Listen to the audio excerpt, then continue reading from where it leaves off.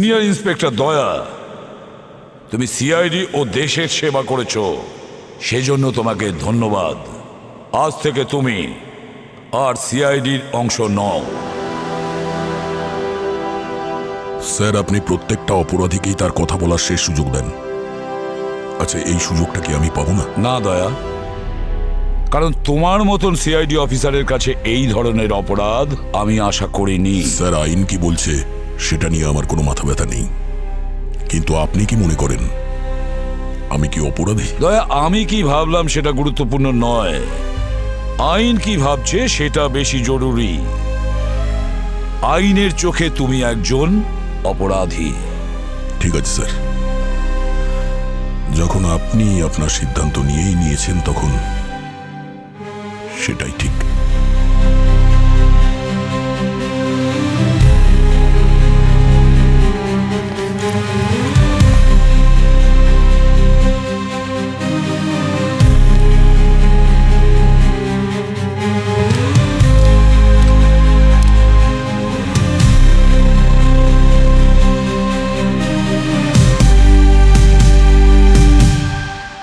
আমি অভয় কুমার আজ 14 তারিখেই এই সিআইডি ব্যুরোতে এসেছি। আজ আমার বউয়ের প্রাণ সংশয় হয়েছে, সেটা এই সিআইডি অফিসারের হাতে, কিন্তু এনারা আমাকে কোনো সাহায্য করছেন না। যদি আমার বউয়ের কিছু হয়ে যায় না, তাহলে শুধুই সিআইডি লোকেরা দায়ী থাকবে। কাল রাত 2 থেকে 4টার মধ্যে সিআইডি অফিসার ওকে মারতে চলেছে। এরকম যদি কিছু একটা হয় তাহলে আমি নিজেকে পুরো শেষ করে দেবো। আমি সিআইডি ব্যুরোতে আগুন জ্বালিয়ে দেবো, আগুন জ্বালিয়ে দেবো। অভয় নামের কোনো একজন তার স্ত্রীকে বাঁচানোর জন্য সিআইডির কাছে এসেছিল। এই যে এইটা, এই ভিডিওটা 4 ঘন্টা আগে ভাইরাল হয়েছে সোশ্যাল মিডিয়াতে বিচার চাওয়ার নাম করে। ও এসেছিল তো? তুমি এখানে ছিলে তো পঙ্কজ, রাত 10টার সময়? কেউ এসেছিল তো? ও এসেছিল স্যার, কিন্তু কিন্তু কি আমাকে জানাওনি কেন? স্যার ও অদ্ভুত কথা বলছিল। আমার নাম অভয় কুমার, আর আমি আপনাকে একটা মার্ডার হবে এমন খবর দিতে এসেছি। কার মার্ডার হতে চলেছে? আমার ওয়াইফ রূপার। কে মার্ডার করবে আপনার ওয়াইফকে? একজন সিআইডি অফিসার মারবে আমার ওয়াইফকে। আচ্ছা, আপনি কি করে জানলেন যে কোনো সিআইডি অফিসার আপনার ওয়াইফকে মার্ডার করবে?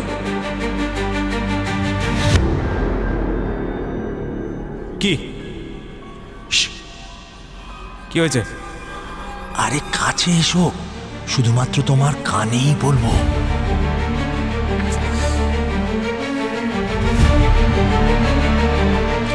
আমি না স্বপ্নে দেখেছি যে একজন সিআইডি অফিসার আমার বউকে খুন করছে। আর তুমি জানো, আমার স্বপ্ন সত্যি হয়ে যায়। আমি তো প্রথমে ভেবেছিলাম ও কোনো প্র্যাঙ্ক করছে, মজা করছে হয়তো। আর রাতে লেটও হয়ে গেছিল, সেই জন্য আপনাদেরকে আর বিরক্ত করিনি আমি। প্র্যাঙ্ক? মজা করছিল? যদি ওই নিরীহ মহিলার কিছু হয়ে যায় তাহলে তার উত্তর কে দেবে?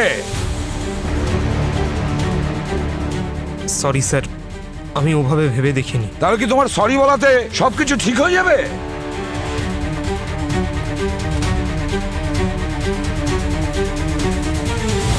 আমার কিছু ঠিক মনে হচ্ছে না অভিজিৎ, কিছু একটা ঘটতে চলেছে ওই রূপার সঙ্গে।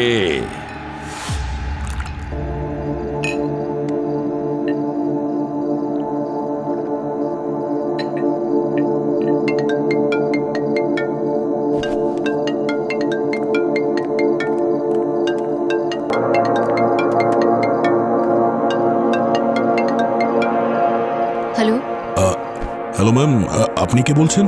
আপনি কল করেছেন, তাও আবার এত রাতে, আর আপনি জিজ্ঞেস করছেন আমি কে বলছি। ম্যাম, আমি ইন্সপেক্টর দয়া বলছি সিআইডি থেকে। সিআইডি? কি ব্যাপার স্যার? আমি রূপা বলছি। কার মার্ডার হতে চলেছে? আমার ওয়াইফ রূপার। রূপা ম্যাম, আপনার স্বামী রাত 10টার সময় আমাদের বিউরোতে এসেছিল। এটা ওনারই নাম্বার না? না স্যার, এটা আমার ফোন নাম্বার। আর আমার স্বামী তো আমার সঙ্গেই ছিল বাড়িতে। আপনার কাছে বিউরোতে কি করে যেতে পারে? কি সকাল থেকে বাড়িতেই ছিলেন উনি? রাতে 10টার সময়ও? হ্যাঁ স্যার, আমরা এইমাত্র ডিনার করলাম আর ও পুনের জন্য বেরিয়ে গেল। ও আপনাদের কাছে কি করে যেতে পারে? ব্যাপারটা কি অফিসার? ম্যাম, আপনার স্বামী অভয় আমাদের বিউরোতে এসেছিলেন। কি? অভয়? স্যার, এটা তো আমার প্রথম হাজবেন্ডের নাম, আর ও তো জেলে আছে স্যার। ও আপনাদের সঙ্গে কি করে দেখা করতে গেল? জেলে? জেলে? আচ্ছা, কোন জেলে আছেন? সেন্ট্রাল জেলে। আর রাত 4টের সময় তোর ফাঁসি হওয়ার কথা। ও কি জেল থেকে পালিয়ে গেছে নাকি আইন ওকে ক্ষমা করে দিয়েছে? রূপা ম্যাম, আমি এসিপি প্রদ্যুমান বলছি। আপনি কি বলতে পারবেন কোন অপরাধে আপনার স্বামীর জেল হয়েছে? স্যার, 4 জন মানুষকে খুন করেছিল, পুরো পরিবারকে মেরে ফেলেছিল স্যার। স্যার, ও একজন খুব ভয়ঙ্কর মানুষ। স্যার, ও যদি জেল থেকে পালিয়ে যায় তাহলে আমাকে আর আমার স্বামী বিবেককে মেরে ফেলবে। প্লিজ কিছু করুন। দেখুন রূপা দেবী, ভয় পাবেন না। না ওনার ফাঁসি ক্যান্সেল হয়েছে, আর না উনি জেল থেকে পালিয়েছেন। কেউ আপনার সঙ্গে হয়তো মজা করেছে। রূপা ম্যাম, আপনি আপনার বাড়িতেই থাকুন, আমি বাড়িতে আসছি। আর হ্যাঁ, যতক্ষণ না আমি বাড়িতে পৌঁছবো কেউ ডাকলেও আপনি দরজা খুলবেন না। ঠিক আছে স্যার। স্যার প্লিজ আপনি তাড়াতাড়ি আসুন স্যার। আর হ্যাঁ, আপনার অ্যাড্রেস এটাই না? G4 Rukmini garden? ও গড, তার মানে ও আমার নতুন অ্যাড্রেসটাও জেনে ফেলেছে। ঠিক আছে, আমি ওখানে খুব তাড়াতাড়ি পৌঁছচ্ছি। ওকে? পূর্বী, তুমি দয়ার সঙ্গে চলে যাও। স্যার। চলো। পঙ্কজ, একটা কাজ করো, এই অভয়ের ফুল ডিটেলস আমার চাই। Hello, The number you have dialed is currently unavailable. Please try again later.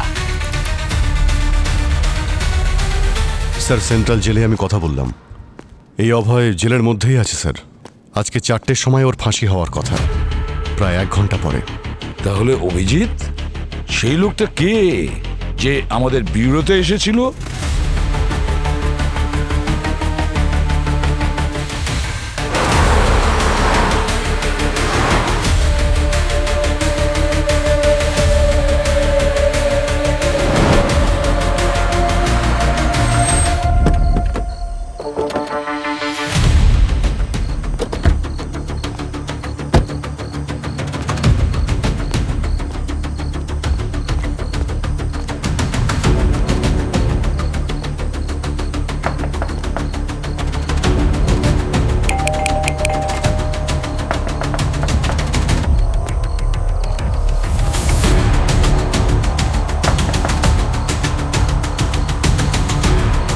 Sir, দরজা তো খুলছে না।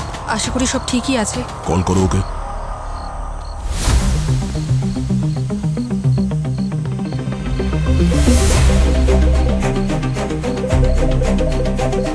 ফোনের রিংটোন তো শুনতে পাচ্ছি ভেতরে, মনে হচ্ছে দরজা ভাঙতে হবে। হ্যাঁ স্যার। আপনারা কারা আর এখানে কেন?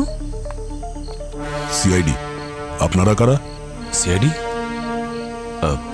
স্যার, আমার নাম হরিশ আর আমি এখানেই কাজ করি। আমি আসলে বিবেক স্যারের পার্সোনাল সেক্রেটারি। ও, আরও ও হচ্ছে পায়েল, আর ও এখানকার বাড়ির সমস্ত কাজকর্ম দেখে। কিন্তু কি হয়েছে স্যার? রূপা ম্যাম কোথায়? আসলে সাহেব, মেম সাহেব তো ঘুমোচ্ছেন। ঘুমোচ্ছেন? একটু আগেই তো ওনার সঙ্গে ফোনে কথা হলো, এত তাড়াতাড়ি কি করে ঘুমোতে পারেন? স্যার, আসলে ম্যাডাম রাতে ঘুমের ওষুধ খেয়ে ঘুমোন। ও, তাই আপনাদের যদি কোনো আর্জেন্ট কাজ না থাকে তাহলে কাল সকালে আসুন। না, আর্জেন্ট তো আছেই। এই দরজার চাবিটা কি আপনার কাছে আছে না ভাঙতে হবে? না, তুমি যাও, গিয়ে ওই অন্য চাবিটা নিয়ে এসো। হ্যাঁ, আমি নিয়ে আসছি। এই লাইট এত কম কেন? মানে সমস্ত লাইট অফ করে শোয় নাকি রূপা ম্যাম? হ্যাঁ, না স্যার, এরকম তো আমি দেখিনি কোনোদিন। আমি তাও দেখছি একবার স্যার।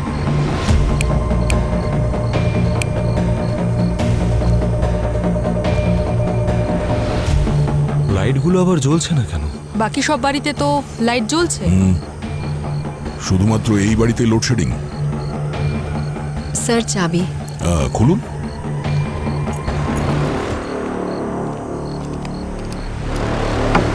স্যার, আমি ভেতরের লাইট একবার জ্বালানোর চেষ্টা করে দেখি।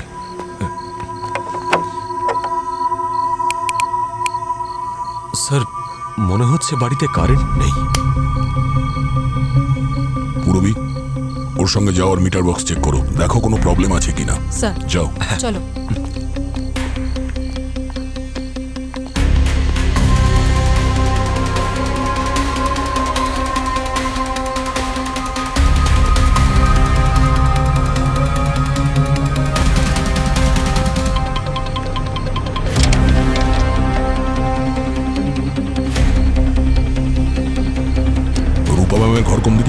স্যার ওপরে আছে, আমি ওনাকে তুলছি। চলুন।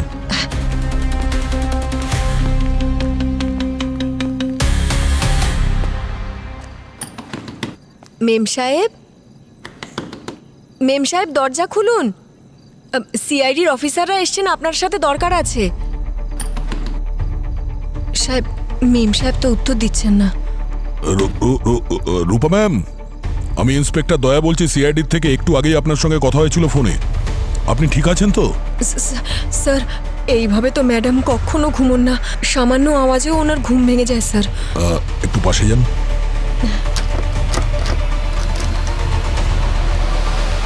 দরজা ভাঙতে হবে।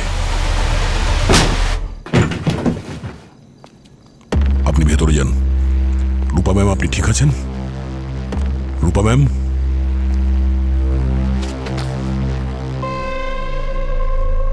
এই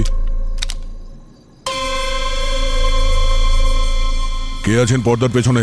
চুপচাপ বাইরে আসুন। চুপচাপ বাইরে আসুন, নাহলে কিন্তু গুলি করে দেবো। ম্যাডাম, গুলির আওয়াজ শুনলেন? এই,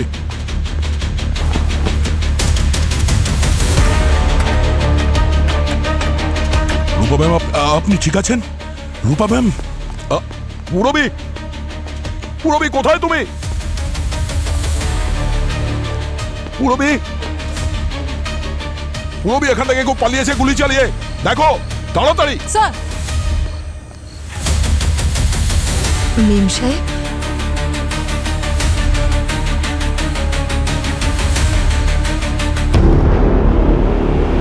মেম সাহেব, রূপা মেম সাহেব, মেম সাহেব, কি হয়েছে আপনার? রূপা মেম সাহেব, কি হয়েছে? এটা কি করলেন আপনি? মেরে ফেললেন আমার মেম সাহেবকে। সরে যান, আমি একটু নাপ চেক। ছবেন না ওনাকে। আপনি গুলি করেছেন না আমার মেম সাহেবকে। ছবেন না ওনাকে। মেম সাহেব, বাকি রুমগুলো চেক করলাম, কোথাও কেউ নেই। আশেপাশে দেখেছি। হ্যাঁ দেখেছি স্যার। ঘরের ভিতরে চেক করেছো? স্যার ঘরের ভিতরেও চেক করেছি, কোথাও কেউ নেই। রবি, তুমি ঠিক করে চেক করোনি। না স্যার, ভালো করে চেক করেছি।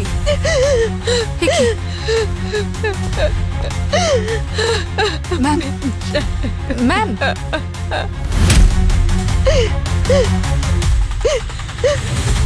She is dead sir. মরে গেছে আমার মেম সাহেব, আর আপনার সাহেব মেরেছেন ওনাকে। একজন সিআইডি অফিসার মারবে আমার ওয়াইফকে?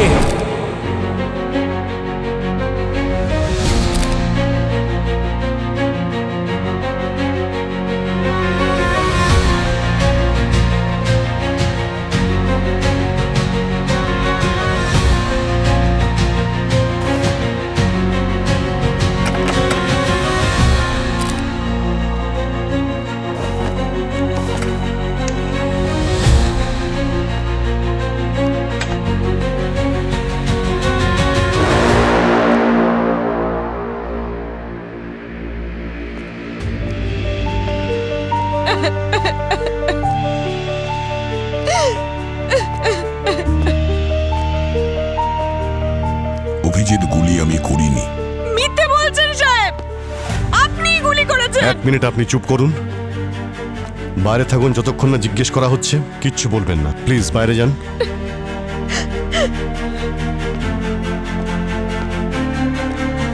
এখানে এক্স্যাক্টলি কি হয়েছিল দয়া? তুমি যখন দরজা ভেঙে ভিতরে ঢুকলে কি হয়েছিল পুরোটা আমাকে ডিটেলসে বলো তো। ঘরের ভেতর খুব অন্ধকার ছিল, সেই জন্যে কিছু দেখা যাচ্ছিল না।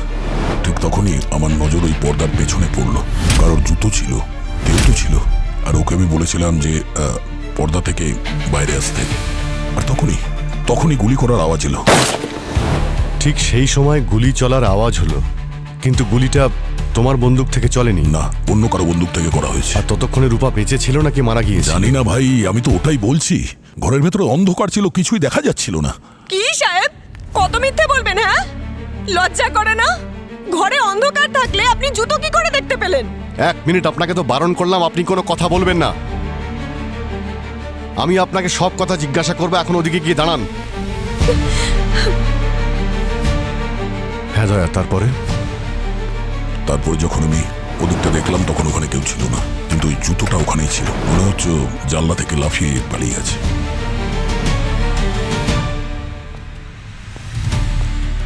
পূরবী, তুমি ওখানে ব্যাকইয়ার্ডেই ছিলে না যখন দয়া তোমাকে ডেকেছিল? কেউ ছিল ওখানে? কাউকে দেখতে পাইনি, কেউ ছিল না ওখানে। তুমি গ্রাউন্ড ফ্লোরে তো ছিলে সেই সময়। হ্যাঁ স্যার। হতে পারে পূরবী দেখার আগেই ওই পালিয়ে গেছিল ওই অপরাধী। ভাই দয়া, এই ব্যাকইয়ার্ডটা অনেকটাই বড়। অন্তত 30 থেকে 40 সেকেন্ড লাগবে মেন গেটে পৌঁছতে। এরকম হতেই পারে না যে পূরবী ওর ছায়া কেউ দেখতে পাবে না। স্যার, স্যার জানলার নিচে আমি খুব ভালো করে চেক করেছি, কারোর পায়ের চিহ্ন পাইনি। আর গার্ডেনেও দেখেছি স্যার, ওখানেও কিছু পাইনি।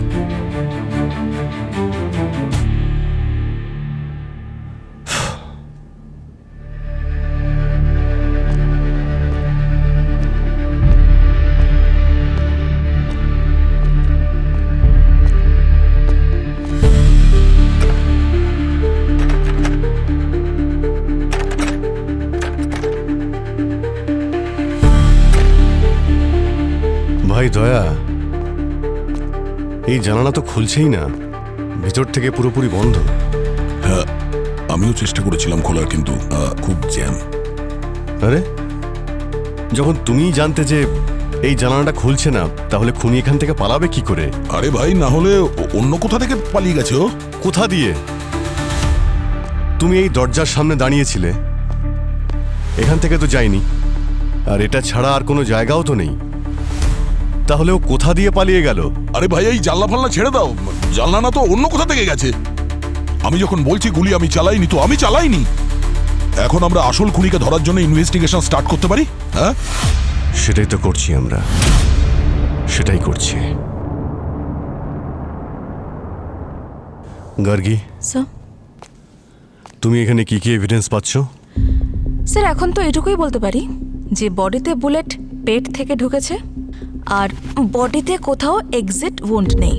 মানে হলো বুলেট এখনো বডির ভেতরেই রয়েছে। দয়া, যখন গুলি চালানো হয়েছিল তখন বডির পজিশন এরকমই ছিল? আরে ভাই অভিজিৎ, আমি তোমাকে বলছি যে ঘরের মধ্যে অন্ধকার ছিল। এই রূপা ম্যাম কি পজিশনে শুয়েছিলেন আমি দেখতে পাইনি। যখন তুমি ভিতরে ঢুকেছিলে তখন এটা তুমি চেক করোনি যে রূপা ঠিক আছে কিনা? যখন আমি ঘরের মধ্যে এলাম তখন খুনির সামনে ছিল, তখন তো আমি ওকে ডিল করবো না। ঘরের মধ্যে আর কেউ ছিল না দয়া, এই ঘরের মধ্যে দুজন ছিলে, তুমি আর রূপা। কি বলতে চাইছো তুমি, যে রূপাকে গুলি আমি করেছি? আমি সেটা বলতে চাইছি না। ঠিক আছে, যখন যখন কারেন্ট এলো তখন রূপার বডির পজিশন কেমন ছিল? আরে আমি দেখতে পাইনি, ততক্ষণ এই পায়েল ভেতরে চলে এসেছিল, এর জন্য আমি কিছুই দেখতে পাইনি। বাহ সাহেব বাহ, এটা ভালো। খুন করলেন আপনি আর দোষ দিচ্ছেন আমাকে? রূপা, রূপা, রূপা, দাঁড়ান, দাঁড়ান। ও গড, এদিকে আসুন। এটা কি করে হলো? কে করেছে এই সমস্ত? সাহেব, ইনি মেরেছেন আমাদের ম্যাডামকে।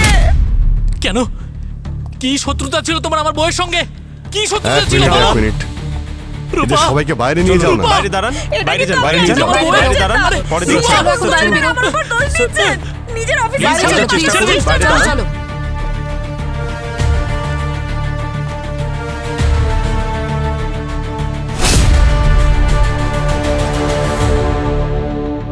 স্যার, এই যে বিছানার পাশ থেকে বুলেটের শেলটা পাওয়া গেছে।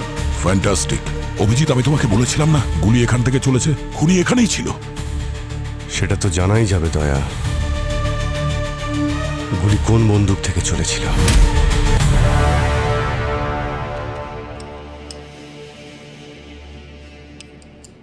এখানে তো 9টা বুলেট আছে, 10টা থাকার কথা, একটা কম।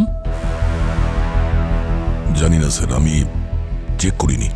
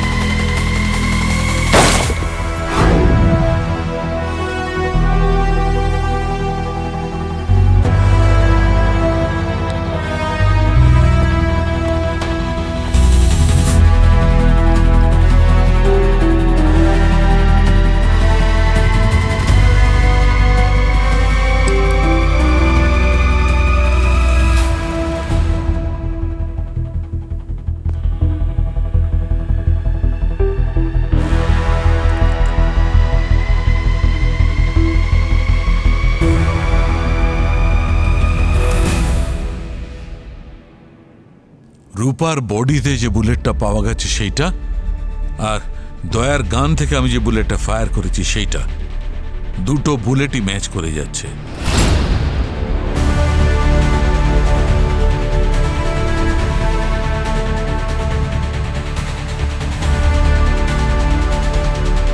রূপার মৃত্যু তোমার গান থেকে চালানোর কারণেই হয়েছে দয়া। এটা কি করে হতে পারে স্যার?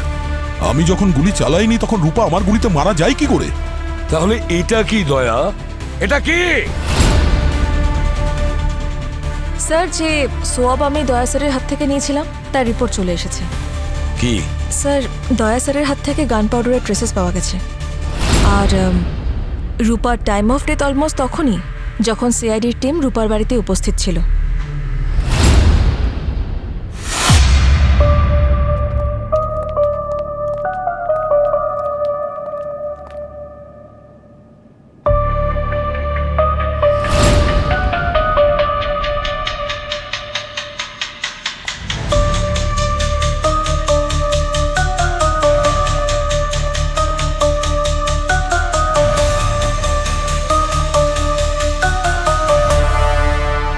ডিজিপি প্রতাপ, আমার নাম তো নিশ্চয়ই শুনেছো তোমরা।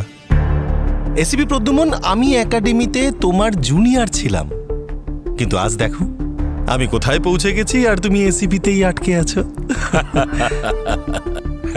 কনগ্রাচুলেশন প্রতাপ। আমি বলতে চাইছি প্রতাপ স্যার, এমনিতে আপনি তো জানেনই যে র্যাঙ্কে উপরে ওঠা শুধুমাত্র অফিসারদের কাজের যোগ্যতার উপর ডিপেন্ড করে না, আরো অনেক কিছু আছে যেগুলো আমি আজ পর্যন্ত এই ব্যাপারে ইম্পর্টেন্স দিইনি। ACP Pradyuman, what you mean to say? তুমি এইটা বলতে চাও যে আজকে আমি এই পজিশনে আমার যোগ্যতা দিয়ে নয় বরং কাউকে অয়েলিং করে পৌঁছেছি? আমি কখন বললাম যে আপনি অয়েলিং করে ডিজিপি হয়েছেন? আমি তো এসিপি প্রদ্যুমন, তুমি এখানে সিআইডি টিম রান করছো নাকি কোনো সার্কাস চালাচ্ছ? স্যার, আপনি মিডিয়ার কথাগুলোকে একটু বেশি ইম্পর্টেন্স দিচ্ছেন। ইন্সপেক্টর অভিজিৎ, আজকাল তোমার স্মৃতিশক্তি ঠিক কাজ করে না? আমি বলতে চাইছি তোমার মাথা ব্যথার কোনো প্রবলেম নেই তো আজকাল? না, ঠিক আছে। ঠিক আছে যখন, তাহলে ঠিকঠাক কথা বলো। তুমি জানো না আজকাল মিডিয়া যা কিছু দেখায় পাবলিক সেগুলোকেই বিশ্বাস করে। আর এসিপি, তোমার জন্য হোম মিনিস্ট্রি আমার ঘাড় চেপে ধরেছে। এখন আমি কি জবাব দেব? তদন্ত চলছে, রেজাল্ট তো চলেই আসবে। আরে রেজাল্ট তো এসে গেছে। আরে সিম্পল কথা, দয়ার বন্দুক থেকে গুলি বেরিয়েছে, সেই গুলি ভদ্রমহিলাকে মেরেছে। It's an open and shut case. আর কি চাই? আরে না, দয়া কোথায়? ডাকো ওকে। না, যদি তুমি ডাকতে না পারো তাহলে আমি ডেকে ওকে সাসপেন্ড করে দিচ্ছি। কোথায় আছে? দেখুন স্যার, ও আসছে, রাস্তায় আছে। আচ্ছা, রাস্তায় আছে মানে এখনো পর্যন্ত মুক্ত ঘুরে বেড়াচ্ছে? কাস্টাডিতে কেন এখনো নেওয়া হয়নি ওকে? দেখুন স্যার, দয়া কোনো সাধারণ লোক নয় যে ভয় পেয়ে পালিয়ে যাবে। যা কিছু হচ্ছে তার জন্য সামনে দাঁড়িয়ে উত্তর দেবে ও। হ্যাঁ, সেভাবেই ওকে শ্রীঘরেও যেতে হবে, পুরো দল বল নিয়ে, ব্যান্ড পার্টি বাজিয়ে।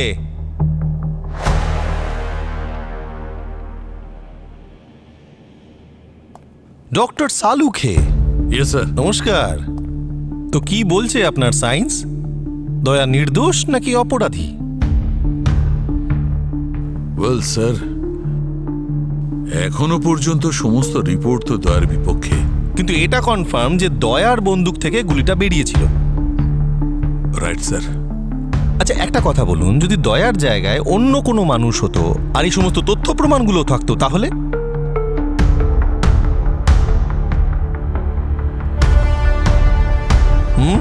তাহলে সে এতক্ষণে অ্যারেস্ট হয়ে যেত। Correct. ACP Pradyuman, doctor Salunkhe কি বললো সেটা কানে ঢুকেছে আপনার? ও এতক্ষণে অ্যারেস্ট হয়ে যেত। তুমি যে এই পক্ষপাত করছো দয়াকে বাঁচানোর জন্য, এটা একদম ঠিক করছো না। আমি দয়ার সাইড নিচ্ছি না। ভুলেও নিও না, নাহলে তুমিই ঝামেলায় পড়ে যাবে। আমি শুধু সময় চাইছি স্যার।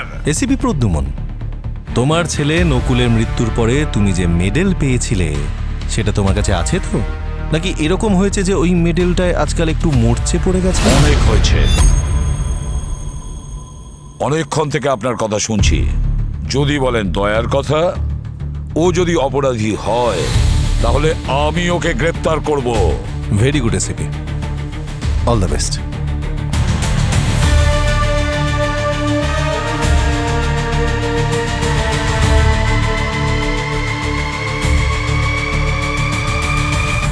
সিনিয়র ইন্সপেক্টর দয়া, তুমি সিআইডি ও দেশের সেবা করেছো, সেজন্য তোমাকে ধন্যবাদ।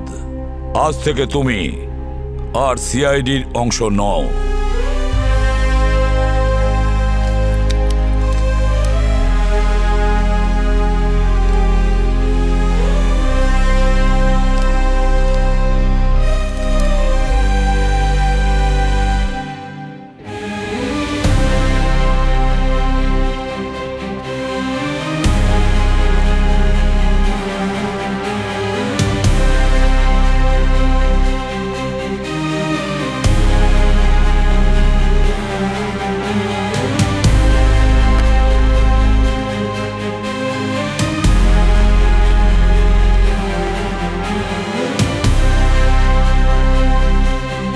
আমাকে যত দূর যেতে হয় আমি যাব, কিন্তু দয়াকে নির্দোষ প্রমাণ করবই। সবার চোখে দয়া হয়তো অপরাধী, কিন্তু আমার মনে হয় ও কোনোদিন কারোর ক্ষতি করতে পারে না। আচ্ছা, অভয় কিরকম লোক ছিল? অভয়? স্যার, এ তো আমার প্রথম হাজবেন্ডের নাম। কোন জেলে?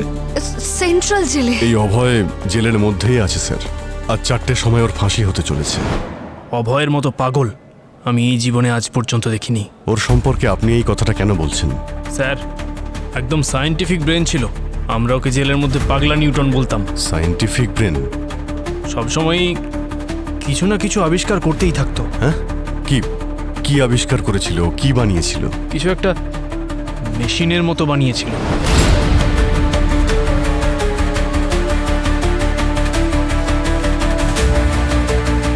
এত বুদ্ধিমান ছিল যে বড় বড় ইঞ্জিনিয়াররাও তার সঙ্গে পারতো না। আচ্ছা, আমাকে এটা বলো, যেদিন ওর ফাঁসি হয়েছিল সেদিন ওর ব্যবহার কিরকম ছিল?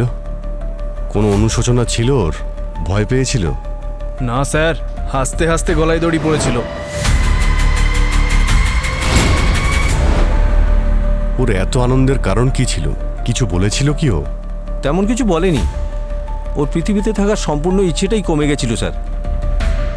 জেলে কি ওর সঙ্গে দেখা করতে আসতো? না স্যার, ওর কাছে কেউ আসতো না।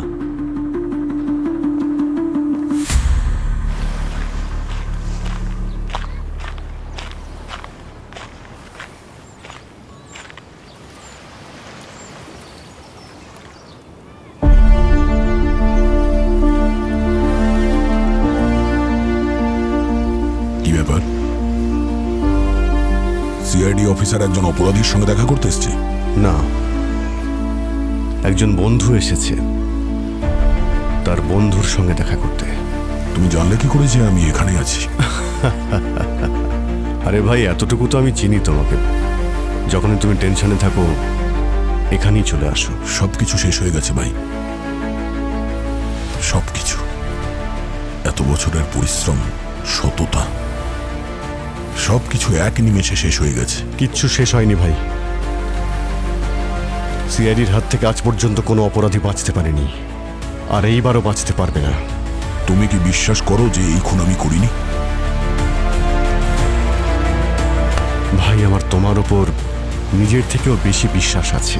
আর ওই প্রমাণ, ওটা তো অন্য কিছু বলছে। আরে আমরাও প্রমাণ খুঁজে বের করব। এত বছর ধরে এইসবই তো করে আসছি। শুধু তুমি ভেঙে পড়ো না। যে দয়ার কথা বলছেন না আপনি, আজ পর্যন্ত সে 43টা গুলি খেয়েছে আইন আর ন্যায়কে রক্ষা করতে। 43টা গুলি? এতগুলো গুলি তো আমি আমার কেরিয়ারেও চালাইনি কখনো। কিন্তু ও খেয়েছে, কখনো হাতে, কখনো পায়ে, পিঠে, বুকে, সারা শরীরে আঘাত আছে ওর। আর আপনি দয়াকে এত সহজে অপরাধী সাব্যস্ত করতে চাইছেন? স্যার, কখনো আপনি ভেবে দেখেছেন ওর মনের অবস্থাটা কিরকম হচ্ছে? ওর নিজের টিম ওকে সঙ্গ দিচ্ছে না। এসিপি প্রদ্যুমন, থামতে বলো ওকে, ব্রেক লাগাও। ও নিজের প্রোটোকল ভুলে যাচ্ছে। এইভাবে ডিজিপির সাথে কথা বলতে হয়? একদম নয় স্যার। আসলে আপনাকে কি বলবো স্যার, এই যে বন্দুক আছে তার ব্যারেলস থেকে গুলি যখন বেরিয়ে পড়ে সেটা রিভার্স আর হয় না। হ্যাঁ স্যার, আমি বুঝতে পারছি না আপনি দয়াকে অপরাধী প্রমাণ করার জন্য এত ব্যস্ত কেন হয়ে পড়েছেন। দয়া ফেসে গেলে আসল অপরাধী তো বেঁচে যাবে। না, তুমি বলতে কি চাও? তুমি এটা বলতে চাও যে দয়াকে কেউ ফাঁসাতে চাইছে? সে দয়ার থেকে গানটা নিল, গুলিটা মারলো, গুলি মেরে দয়ার হাতে আবার গানটা ফেরত দিয়ে দিল। হ্যাঁ, এক মিনিট কি বললেন আপনি?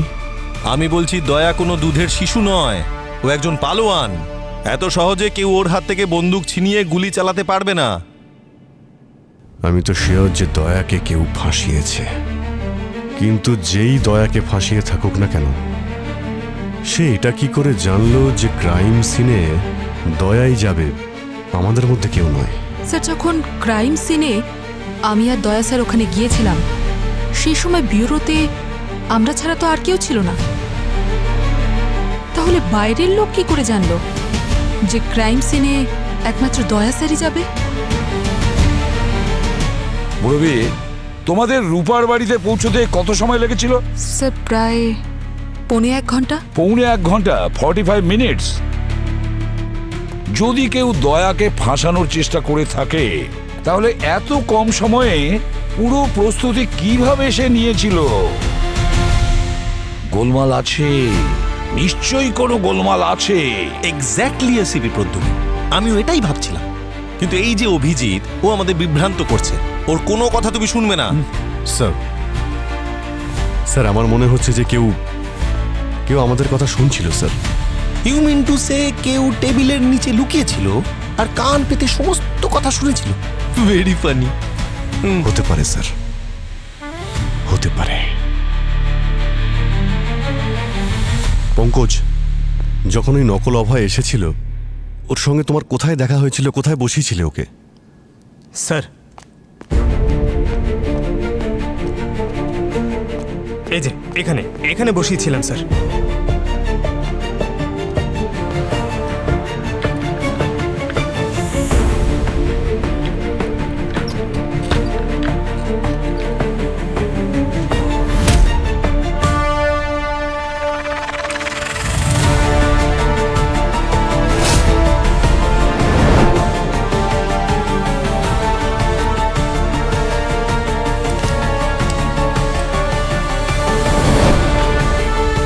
এই হলো আপনার অপরাধীর কান। মানে ব্যুরোতে কেউ বাগ লাগিয়ে চলে গেল আর তোমরা কেউ কিচ্ছু টের পেলে না? দারুণ। স্যার আমার মনে হচ্ছে ওই অপরাধীর কাছে আমাদের সবার বিরুদ্ধে প্রমাণ রয়েছে। দয়ার জায়গাতে আমি গেলে আমাকেও ফাঁসিয়ে দিত, কিন্তু শুনেছিল যে দয়া আসছে, তাই দয়াকে ফাঁসানোর ব্যবস্থাও করে ফেলেছিল। রবি, তুমি দয়ার সাথে যাও। কিন্তু তোমাদের ফাঁসানোর জন্য এই যে প্রমাণটাও জোগাড় করেছে, ও পেল কোথা থেকে?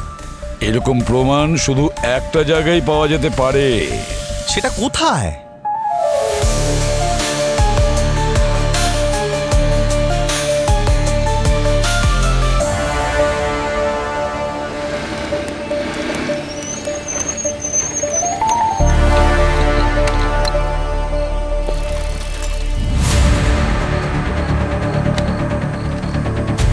ভাই অভিজিৎ, আমার সঙ্গে যা হবে তা তো হবে, কিন্তু আমার জন্য তুমি যে রিস্ক নিচ্ছ না, তোমার উপর যদি কোনো দোষ এসে যায়, তাহলে আমি নিজেকে কখনো ক্ষমা করতে পারবো না।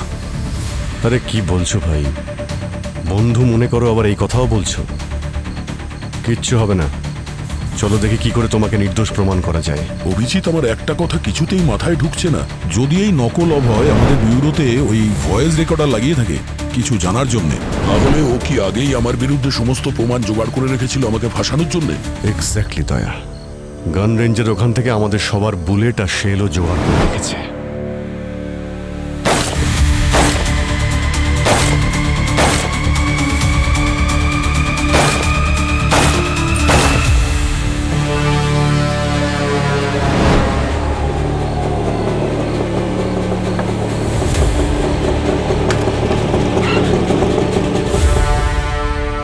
ডক্টর সালুকে এখানে তুমি ডেকেছো? কি বলছো কি ভাই? ওনাকে আমি কেন ডাকবো? কি ভাবছো ভাই? এই রকম ব্যাপারে ডক্টর সালুকের কোনো ইনভিটেশনের দরকার হয় না। কিন্তু স্যার, আপনি জানতে পারলেন কি করে যে আমরা এখানে আছি? দেখো, আমি তোমাদের দুজনকে ফোন করছি আর তোমাদের দুজনের ফোনই সব সময় বন্ধ থাকছে। তখন আমি বুঝে গেলাম যে তোমরা দুজন তোমাদের ফোনের সুইচ অফ করে এই প্রবলেমটা সলভ করার জন্য এসেছো। স্যার, যদি দুটো প্রশ্নের উত্তর আমি পেয়ে যাই, তাহলে দয়াকে নির্দোষ প্রমাণ করে দেব। প্রথমত, দয়া যখন সেদিন ফায়ারই করেনি, তাহলে ওর হাতে গান পাউডার কি করে এলো? আর দ্বিতীয়ত, যদি দয়া গুলি না চালায় তাহলে ওর গুলি দিয়ে রূপা মারা গেল কি করে? তবে খুঁজতে থাকি, দুটো প্রশ্নের উত্তরই খুঁজতে থাকি। কিন্তু দয়া, সবার আগে তুমি আমাকে এইটা বলেছে এসেই তুমি প্রথম কোন জিনিসটা ছুঁয়েছিলে, আর তারপর কোথায় কোথায় হাত দিয়েছিলে?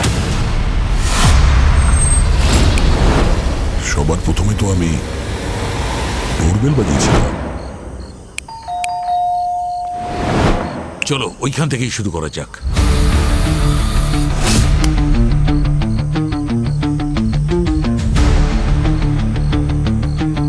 এখানে কিছু নেই বস।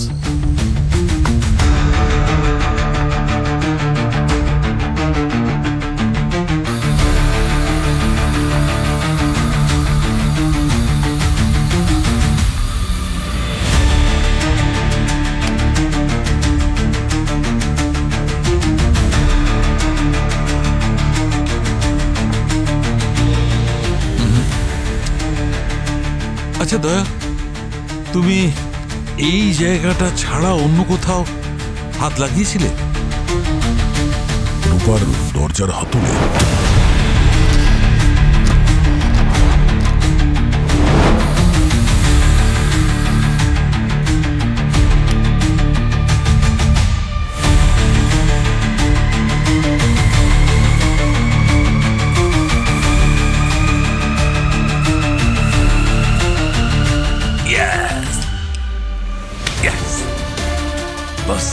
অভিজিৎ, এইখান থেকেই এসেছে গান পাউডার দয়ার হাতে।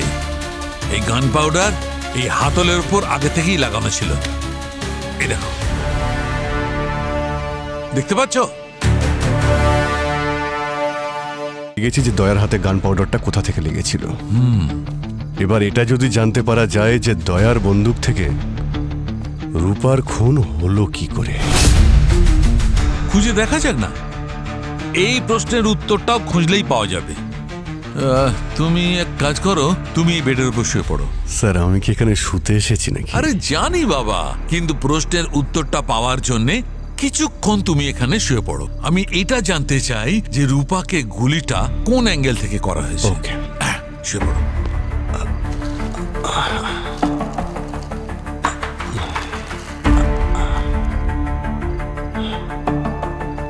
আচ্ছা দয়া, তুমি যখন গুলিটা চলে তখন কোথায় দাঁড়িয়েছিলে? এখানে স্যার, এই জায়গায়, এইভাবে। আর তোমার হিসেব অনুযায়ী খুনি কোথায় দাঁড়িয়েছিল? সামনে, ওই জানলার পাশে। আর ও হতে পারে ওপরে জুতো ছিল, আর ও হতে পারে পর্দার পেছনে ছিল।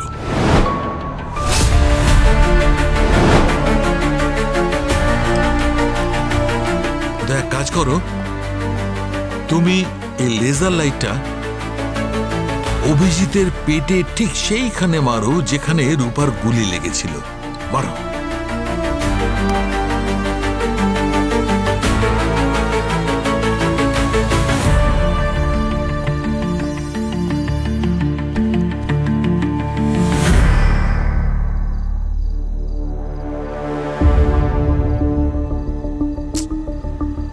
না বস, রূপার এই অ্যাঙ্গেল থেকে গুলিটা লাগেনি। একদম ঠিক। তাহলে তো স্যার সবকটা অ্যাঙ্গেল থেকে চেক করতে হবে যে রূপার গুলিটা কোন অ্যাঙ্গেল থেকে লেগেছিল।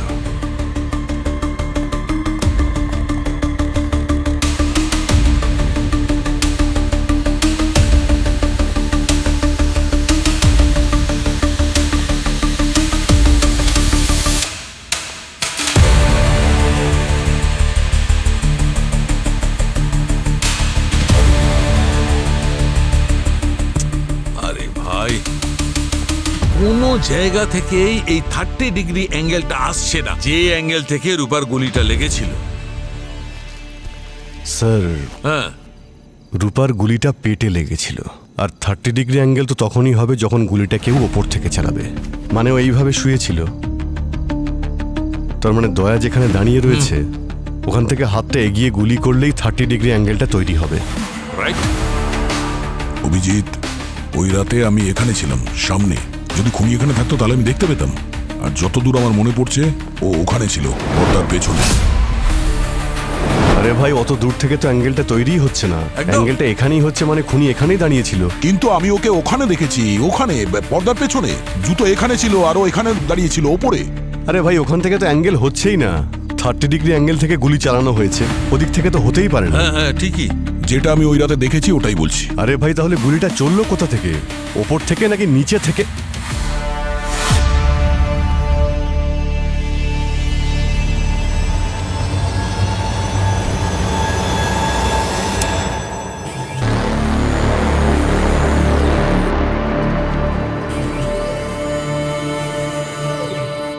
এটা কিসের আওয়াজ? কিন্তু যখন আমি এই সুইচটা অন করলাম তখনই আওয়াজটা শুরু হয়েছে। আমার তো মনে হচ্ছে যেন কোনো মেশিন টেশিন চলছে এখানে। আরে এটা কি মেশিন? কোনো ওয়াশিং মেশিন নয় তো?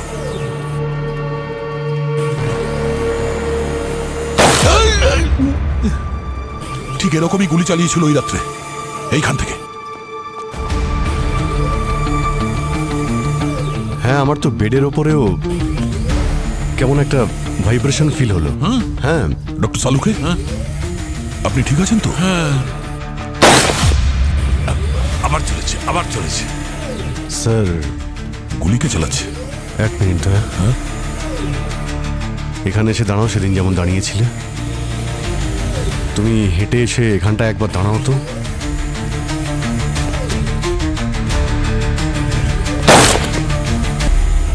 এখানেই কোনো গন্ডগোল আছে, এখানেই কোনো ট্রিগার পয়েন্ট আছে। দয়া, ওই রাতেও তুমি এখানেই দাঁড়িয়েছিলে। যখন থেকে আমি এই সুইচটা অন করেছি তারপর থেকে তুমি এখানে দাঁড়ালেই গুলিগুলো চলছে।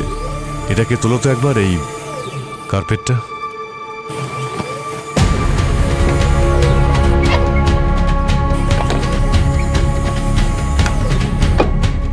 ও মাই গড! তাহলে এই হলো গুলির রহস্য। যখনই তোমার পা এখানে এসে পড়ে তখনই গুলি চলেছিল। তাহলে এই 30 ডিগ্রি হয় ওপর থেকে হবে, আর তা না হলে নিচ থেকে, বেডের নিচ থেকে।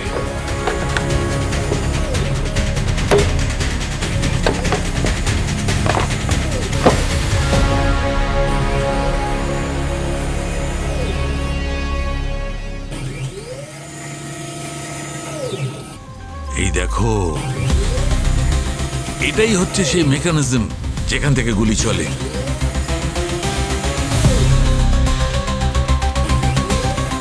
তাহলে হতে পারে রূপা উপুর হয়ে শুয়েছিল বিছানায় যখন আমি ওই টাইলসের উপর পা রেখেছিলাম। যখন তুমি টাইলসে পা দাও তখন গুলিটা চলে আর সোজা ওর পেটে গিয়ে। রাইট। আর আমি ভাবছিলাম গুলিটা ওপর থেকে চলছে, এক্সিট হোল নেই, তাই গুলিটা শরীরেই পাওয়া গেছে। সেই জন্য আমরা নিচের থেকে গুলি আসার কথা ভাবিনি, কোনো রকম তদন্তই করিনি। দুটো প্রশ্নের উত্তরই আমরা পেয়ে গেছি, আর দুটোতেই তুমি নির্দোষ। এই কাজটা যে করেছে সে অনেক বড় প্ল্যান করেছিল। কোনো সিআইডি অফিসারের এই রকম বেআইনিভাবে কোনো ক্রাইম সিনে ঢুকে পড়াটা মোটেই ঠিক নয়। স্যার, আমি জানি যে আমি প্রোটোকল ভেঙেছি, কিন্তু ডিউটি জয়েন করার সময় আমাদের এটাই শেখানো হয়েছিল যে সবচেয়ে বড় প্রোটোকল হয় আসল অপরাধীকে ধরা। স্যার, আমার গান। Thank you.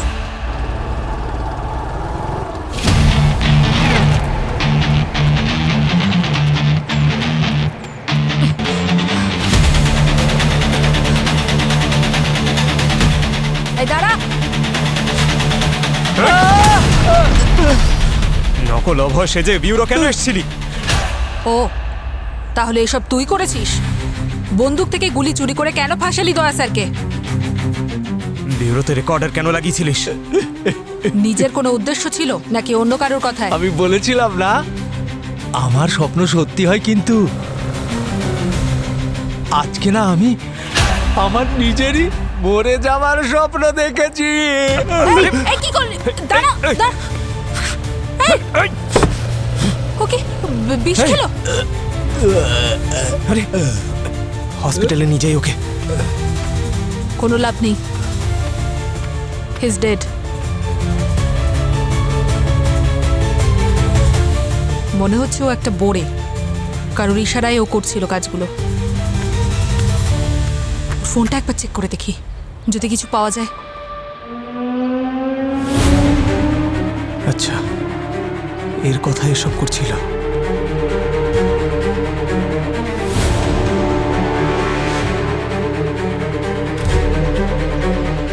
স্যার, জানা গিয়েছে খুনিকে।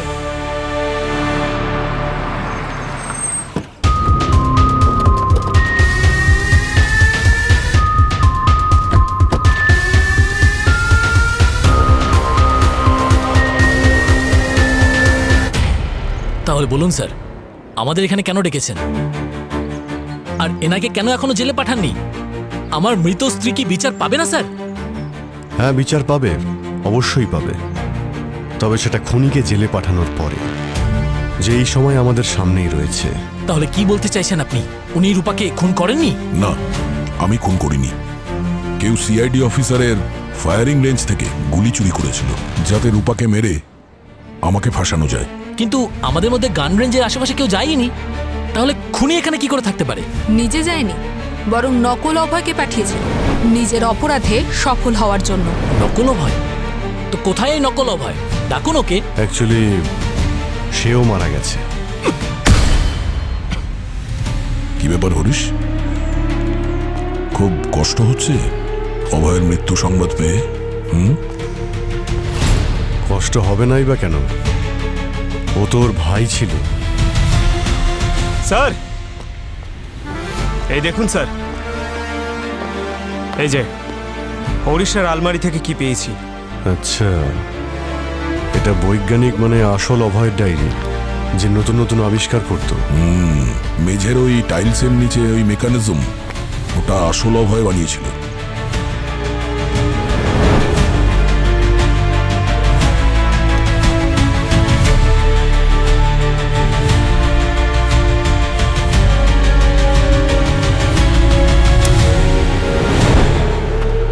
আরে আরে আরে, কোথায় পালাচ্ছ? তোমার দাঁতের মেকানিজম পাল্টাতে হবে এখন। অভয় স্যার ছিলেন আমাদের আইডল, একজন ভালো মানুষ। উনি আমার আর আমার পরিবারের জন্য অনেক করেছেন স্যার। ওনার প্রতি আমি চিরকৃতজ্ঞ থাকব। আদালতে যখন স্যারের ফাঁসি ঘোষণা হলো, আমাদের সেটা সুবিচার মনে হয়নি। বাহ বাহ বাহ, তোমাদের দুজনের সুবিচার মনে হয়নি? চারজন নিরীহ লোকের প্রাণ নিয়েছে ও, নিজের বন্ধু সুমিতের পুরো পরিবারকে মেরে ফেলেছে, আর তোমরা বলছো সুবিচার হয়নি? হ্যাঁ স্যার, সুমিতের পরিবারকে উনি মারেননি, উনি তো শুধু ভুল সময়ে ভুল জায়গায় উপস্থিত ছিলেন। ওনার প্রাণ নিয়েছে আমাদের সিস্টেম। একজন নির্দোষকে ফাঁসির শাস্তি দেওয়া হয়েছে। আমাদের উইটনেস বানিয়ে আমাদের বয়ানকে চেঞ্জ করে দিয়ে ওনার বিরুদ্ধে ইউজ করা হয়েছে স্যার। আর জজ সাহেবও এটাই বলেছিলেন, যেহেতু সব প্রমাণ ওনার বিরুদ্ধে, সেই জন্যই ওনাকে ফাঁসির শাস্তি দেওয়া হচ্ছে, যেখানে অভয় স্যারের কাছে সুমিতের পরিবারকে মারার কোনো কারণ ছিল না স্যার। এবার আপনিই বলুন স্যার, এটা কি অন্যায় নয়? তাই আমরা একটা প্ল্যান করি, একজন সিআইডি অফিসারকে খুনের অপবাদে ফাঁসাবো, আর তারপর পৃথিবীর সবাই তামাশা দেখবে। কোনো অপরাধ না করে শুধু প্রমাণের উপর ভিত্তি করে সে কি আদৌ শাস্তি পাবে? আচ্ছা, এই কাজটা তো ভালোভাবেও করা যেত, পিটিশন ফাইল করতে পারতে, কিন্তু তোমরা একজন নির্দোষকে মেরে ফেলেছো। উনি নির্দোষ ছিলেন না স্যার। অভয় স্যারের জেল হওয়ার পরেই 2 মাসের মধ্যে দ্বিতীয়বার বিয়ে করেছিলেন রূপা ম্যাডাম। রূপা সুমিতের পরিবারকে শেষ করে অভয়কে জেলে পাঠানোর ষড়যন্ত্র করে, যাতে ওর পথের কাঁটা সরে যায় আরও একজন বড় লোককে বিয়ে করতে পারে। চালাক মহিলাও। শুধুমাত্র তোমরা রূপাকেই খুন করনি, বরং ইন্সপেক্টর দয়ার মতো সৎ এবং এফিসিয়েন্ট অফিসারকে কালিমা লিপ্ত করার চেষ্টা করেছো। আইন তোমাদের কঠিন থেকে কঠিনতম শাস্তি দেবে।